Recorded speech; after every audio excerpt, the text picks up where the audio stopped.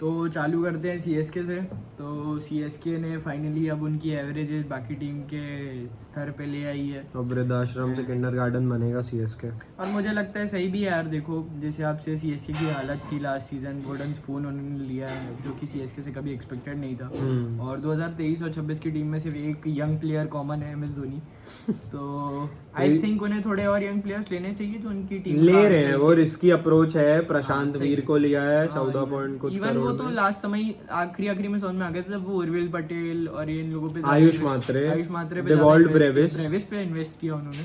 तो वो अप्रोच तो समझ में आ गई थी और इस ऑक्शन में भी वही अप्रोच। 2 अनकैप प्लेयर्स पे 14.5 कुछ खर्चा करना, दोनों की सिमिलर ही थी बिल्कुल। तो वो है। बाकी बॉलिंग ऑप्शंस में अकील हुसैन को लेके आए, मैट हेनरी को लेके आए हैं। एक ट्रांजिशन फेस आ रहा है सीएसके में जो बहुत जरूरत भी है सीएसके को, मुझे ऐसा लगता है।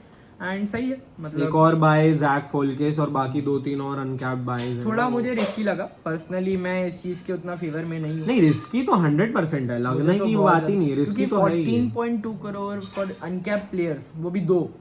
और तो मुझे थोड़ा वो सही नहीं लगता है। अब देखो रिस्की 100% है, लेकिन अगर वो लोग परफॉर्म करते हैं तो हाँ देखो अगर वो परफॉर्म करते हैं तो आने वाले 10 साल 8 से 10 साल वो सीएसके को देके आयुष जाएंगे। मात्रे, उर्विल पटेल, डेवॉल्ट ब्रेविस, ये तीनों हाँ ये लोग ऑलरेडी दे रहे हैं। और मुझे लगता है कि if things goes right for the other two तो वो भी आगे बढ़ जाएंगे। हाँ, और फिर मतलब धोनी के अलावा कितने सारे और यंग प्लेयर हो जाएंगे ना चेन्नई। और संजू सैमसन के साथ उनकी ओपनिंग की भी जो दिक्कत थी, आई डोंट थिंक सो अब वो होगी। संजू सैमसन ओपन कर लेंगे तो हो जाएगा वो भी, आई गेस वो ट्रेड उनके लिए भी सही है मतलब।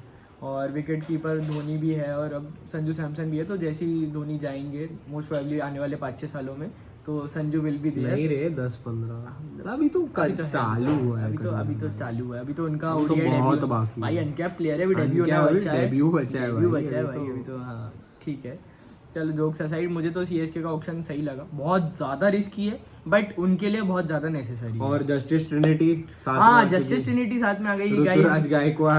Rituraj Gaikwad in ODIs, Sarfaraz Khan in test, Samson in 75 lakh base price पे सरफराज को तीनों को उठा लिया है बिल्कुल। अब फ्रॉम बीइंग द टीम जिसका कैप्टन क्रेडिट लेता था टू द टीम जिसके 3 लोगों को क्रेडिट छोड़ो टीम में जगह भी नहीं मिल पा रही है। जस्टिस ट्रिनिटी पे पहुंच चुकी है सीएसके। तो बहुत ज्यादा ट्रांजिशन फेस है। तो देखो क्या होता है। ओवरऑल सब टीमों के ऑप्शन सही लगे, गुजरात को छोड़ के। गुजरात और हैदराबाद ने मुझे नहीं लगा उनकी प्रॉब्लम का सॉल्यूशन निकालने का सोचा। बाकी ऑप्शन मुझे आरसीबी का बहुत सही लगा, आरसीबी का, मुंबई का, सीएसके का भी मुझे सही लगा क्योंकि वो अपनी अप्रोच पे कायम है। रीबूट के पे वो अपनी अप्रोच जो उन्होंने 2025 के एंड में ली थी उस पे ही आगे जा रहे हैं। एमआई के पास पर्स कुछ ज्यादा नहीं था, स्टिल उन्होंने क्विंटन डिकॉक 1 करोड़।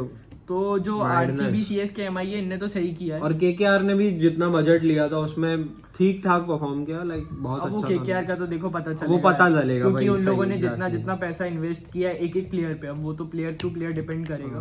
क्योंकि 64 करोड़ के बजट के साथ उनका बहुत डाइवर्स पोर्टफोलियो है तो वो तो अब डिपेंड करता है। ओवरऑल मेरी top bye of the 2026 auction will be Quinton de Kock for 1 crore. तेरी? नहीं मेरी तो वेंकटेश अय्यर यार। वेंकटेश अय्यर जो लास्ट ईयर 23-24 करोड़ के आसपास जा रहा था उसको 7 करोड़ में लेके आए हैं। प्लस लियम लिविंगस्टन को जाने दिया है और उसके लिए अब वेंकटेश अय्यर मिला है, सेम प्रोफाइल है और प्लस इंडियन है तो एक ओवरसीज स्लॉट भी बचता है। हाँ, लेकिन क्विंटन डिकॉक ने जिस हिसाब से परफॉर्म किया अभी, नहीं देखो एमआई का जितना बजट था उसे उनको एक ओवरसीज तो उठाना था क्योंकि ओवरसीज स्लॉट बनना था।